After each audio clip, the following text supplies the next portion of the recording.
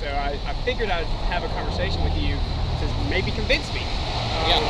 And so since the Supreme Court has already kind of ruled on this, so what's the goal? What's your goal out here today? The goal is to, and you can fill in where you want. The goal is to share with others that the way to heaven, Jesus is the way. He is the truth and the life, and Jesus is the authority to. He's God, and he tells us that abortion is wrong because he says thou shalt not murder. He also says he hates the hands that shed innocent blood. So that is, and that's what happens with abortion. Okay, I've got a pretty good knowledge base of some of the Christian Bible. So let's talk about that. Okay. So in Genesis, it describes life starting at first breath. So where's that? How are we justifying? Where's that? In Genesis. It describes. Can you describe the context of what you're talking about in Genesis? Can you describe the context? The context, yeah. What was he speaking of when he said where he describes what you're speaking of? It says life starts at first breath. Well, what's the context? Where is that? He breathed into man, and he became a living soul. Okay. That's how he created the first man. Yeah. Okay. Adam. So so this is all interpretation, and of course you're welcome to your interpretation. When I see that, it just seems to me like most likely it was talking from a point of the most infants didn't even, obviously it was hard times and didn't live past, so the chances of having complications in the early stages were much higher, and so the idea that something would start life at first breath makes sense to me, but I get it.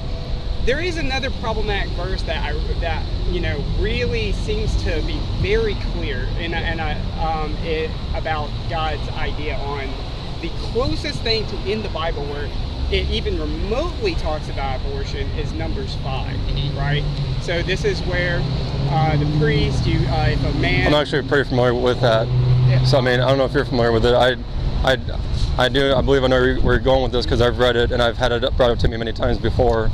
So it's very clear to me. So what's your interpretation of that? Well, I studied that after that objection was brought up to me multiple times because I wanted to read it and study it closely to see, okay, is abortion anywhere mentioned? Is even a child anywhere mentioned in that passage? It's nowhere to be found. I read it again and again, studied it, and it's like I can't find anywhere where it talks about the woman even being pregnant. Okay, so I've heard this because I've heard where it's like, well, and you just said context, so let's talk about context. The context of this interaction between the husband, the wife, and the preacher, when she, if he suspects her of adultery, so that means there's been some type of sexual encounter with another man. And so if he suspects this, obviously a sexual encounter with another person could result in pregnancy. And that would be the main anyway. So he goes to the priest, he mixes up a bitter water using the dirt, and if she consumes this, if she was unfaithful, which means she had the encounter with the other man, then she would her womb would rot, right? And so obviously, if she had a sexual encounter, it's absolutely possible that she was pregnant, and that rotting of her womb would terminate any pregnancy that existed. And in context, that makes perfect sense. So, and that's not vague. That is pretty clear. So how do we justify that? Well, from my understanding of the passage and memory, I think in maybe the NIV it talks about her womb. The other versions I've looked at mentions thigh. So that's I bet that's unclear. But that's also a common phrase that was used. So we're talking about semantics. But if you, I'm not an expert, but the research that I've done suggested that was a very common phrase to use for that term. But once again, you're talking about razor thin semantics, right? Well, if it's, a baby's not growing in the thigh; it'd be growing in the womb. So I mean, that I wouldn't say Right, razor thin. but the word thigh in that context would mean womb.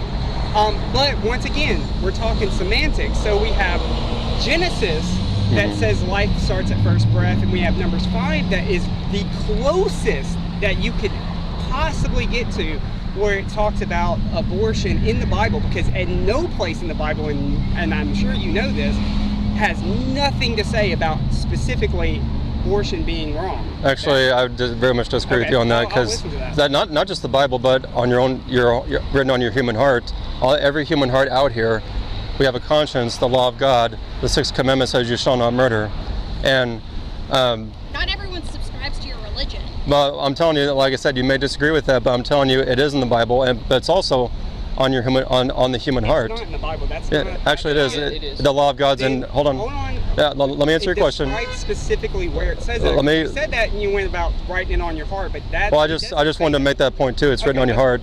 But Exodus 20 and and Deuteronomy chapter 5, that's where the law of God's written. So that's where we have the 6th commandment: you shall not murder. These are human beings from the moment of fertilization. When would we consider that murder, though? I guess that's. Well, the human life begins at the moment of fertilization. So that's basic human biology. So masturbation is murder? No, it's a sin, but it's not murder. When the sperm fertilizes the egg, that's when a human life has come into existence. So an So all the atopic responsibility is on pregnancy. women. No, it's on both men and women, especially men, and that's why we have this in this culture, because there's not many real men in America. So were you aware that? So I think it's. I may be wrong on this exact number, but the number is extremely high. So like 1 in 3, 1 in 5 pregnancies ends in a spontaneous abortion, which is a miscarriage, right? So wouldn't that make that's not God, abortion. Wouldn't that make God the most horrific abortionist? No, I'm confused. because he has the right to take life. We don't have the right. He's the author of life. Well, Okay, I'm going to interrupt. I'm not here to talk religion. My main thing is. Oh, then we're going to talk to you about Jesus Christ. Like, you don't have women. Like, you will never know pregnancy. You also are like, oh, lives matter, but you're negating the fact that women's lives matter. No, pregnancy where? kills people. Where? Like, So does abortion. no, There you go. that is a not murder. That is something. That is a You know it is. genocide. It is You know it's murder. something that is growing off of someone else. You're saying that's not a It person? cannot survive on its own. You're saying that's not a person? I do not think that is a person. You're saying this is not a person. Ma'am, you're denying the truth. Just as Romans chapter 1 says, they suppress the truth and unrighteousness. About